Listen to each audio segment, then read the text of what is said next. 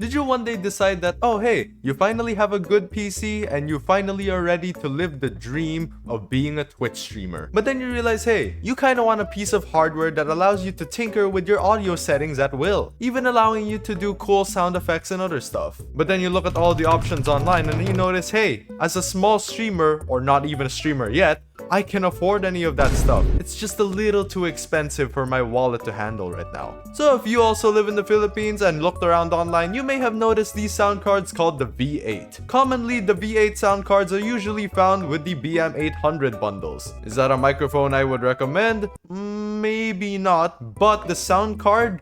Maybe. So I'm going to show you the V8 sound card. Will this really benefit you with your career of streaming? And by the way, this marks the start of my brand new series, PH Tech Finds, where I will gather random tech stuff from the Philippines online and see if they are worth your penny. I'm going to help you set this up and show all of its features that you most likely will use, and I'll probably leave out some stuff that you probably won't use. This over here is the V8-2 sound card. Nowadays online, you'll mostly see the V8 and sometimes the V8S. The V8-2, V8S, and sometimes if you can find it, the V8 Pro is just a better version of the V8. But overall, they mostly share the same features, so we're going to do the V8 too. So before we set it up, I'm just going to show you the basic things you'll see around your sound card. This big knob over here is the mic gain. You can set this down all the way to nothing at all, or all the way to the loudest. This over here is reverb, also known as echo. This does exactly what you think it does, it adds echo effects to your microphone. I'll show that later. Treble and bass is pretty self-explanatory, I don't think I have to explain this anymore. It's basically knobs that increases or decreases them. For music, this is mostly if you're going to be composing some music and stuff like that, but this is used to control the amount of volume that's coming in through your music device. And then same logic for record if you're recording it. Now for all of these buttons. The ones on the top row are mostly mic filters. I'll explain more later in practice. And the rest of these are basically sound effects, making them the soundboard part of this. But I'm gonna tell you now, you most likely will not use any of these sound effects in modern day streaming. On the top of the card is our input outputs. If you have a dynamic microphone, this is where you're going to plug it in. If you have a condenser mic, this one. For a headset, this is mostly used to hear yourself. This is the port for charging because this runs on Bluetooth, as you can see.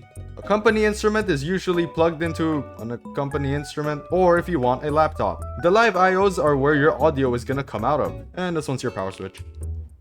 So now let's begin the setup. So right off the box, you should be able to find this cable, which is an aux to USB 3A. It's the one that looks like this. We are going to use this for the live connection. We'll put this here for now. By the way, this configuration is mostly going to be used for streamers, not really music. Now we are going to plug this aux cable into our microphone slot in our computer. The next thing we'll do is plug in our condenser mic. Again, this also works if you have a dynamic mic. For this video, we're going to be using the Razer Black Shark just because it's already headphones and it has a microphone, so it looks less cluttery. This one is for microphone and this one is for headphone. So just reference based off of that. So since this is the microphone, we're going to plug in our condenser part over here. For the headphone part, we're not actually going to be plugging it inside of the sound card, we are going to plug it in the computer directly. But just in case the cable is too short and you can't reach all the way up there, you can just use an extension, just like this one. And we'll plug it directly on headphones. The reason why we're not plugging it into this slot is because this will only allow you to hear yourself but not anything from your desktop. If you do want to hear yourself and your desktop, you could try buying an aux splitter. That might work. So basically, if you prioritize hearing your system, plug it in into your computer directly. If you prioritize only hearing yourself just to see if your audio is good and stuff like that, you plug it into headphones, which is where this comes in. You may have noticed I skipped out on monitoring, and this is actually just a volume slider for how loud or quiet you can hear yourself if you're monitoring. So if I have this all the way at the max, I can hear myself clearly if my headphones was plugged into here. And so far we're almost done. But I'll tell you now, I don't think there is a possibility for a wired connection here. At least correct me in the comments if there is. So what we're gonna have to do is get a charging cable for this. We will put this inside of charging. Now you can see that the charging LED is turned on, and then the last step is just turn it on. While it's turning on, you'll see all of these flash, and then there you go. So now your sound card is ready. Let's go test it out.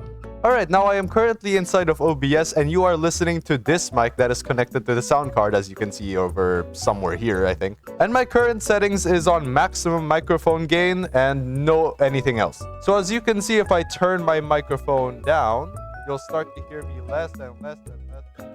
And if I turn it up, you can hear me more and more and more and more and more and more. There you go. For reverb, I currently have it on 0, but then as I increase it, you'll start to hear more and more echoing. A lot more echoing and a lot of echoing. And if I turn it down, you'll start to hear less and less and less and less echo. Hi, this is post-editing HiddenGold with reverb properly without any filters because I forgot to turn them off earlier. Now here are some other things to try. So I won't be using all of this, but I will show you pitch blend. So now you can hear my pitch is really high voice. And I'm pretty sure this has 3 settings, so there's another. This one is super low pitch. And then this one is very, very, very high pitch. And if we press it again, We can stop it. Next one, it seems to be magic. Hello? Okay, well, I guess it's another pitch blend, some sort of. Yeah, I didn't really test a lot of this beforehand. So I'm also experiencing it as we go. And yeah, there's a lot more things you can play around with here. Yeah, there you go. There's one of them. Again, here's it for treble right there. You can kind of hear me now going a little worse quality. And then bass. Yeah, there. You can kind of hear more bass. Can you not? Now we'll get into the soundboard. But again, I'll tell you, you might not want to use this as much for modern day streaming. Here, let's try cheer, for example. We also got embarrass. And for some reason, a gun, if you can avoid Twitch TOS. And much other stuff. Laugh.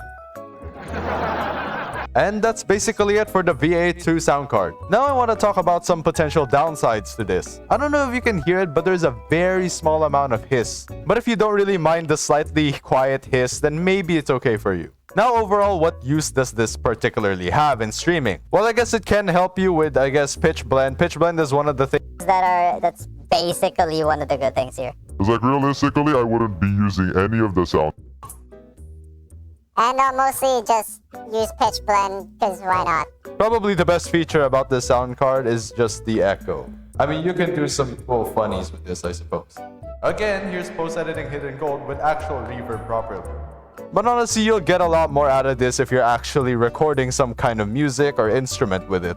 And there you go, that's mostly it for the V8 sound card. I can't exactly tell you what price it is because there's a lot of price ranges out there on sites like Shopee and Lazada. Again, they're mostly found in combination with the BM800 microphone. Overall, would I recommend it for smaller streamers? Well, if you really want some reverb, some pitch blend and stuff like that, and maybe some sound effects if you really want to use that, then yeah, sure. Again, there are multiple variants of the V8 out there. Some could sound better, some could sound worse. And again, the most common one is the regular V8, so yeah. Overall, if you do want to level up your streaming game just by a tiny bit through your audio, then yeah, sure, pick it up. I mean, you know what? Sometimes a manual gain assist is actually pretty good. That can help with adjusting your microphone gain if you don't feel like, adjusting it manually. So it really helps with some quality of life things. But overall, thank you for watching this video and I hope you found it useful. And if you are just about to start content creation and streaming, then I wish you the best of luck. Me, myself, I'm also a small creator, so I also know exactly what's going on. Again, thank you, and I'll see you all again in another episode of this series or just some random HiddenGold content.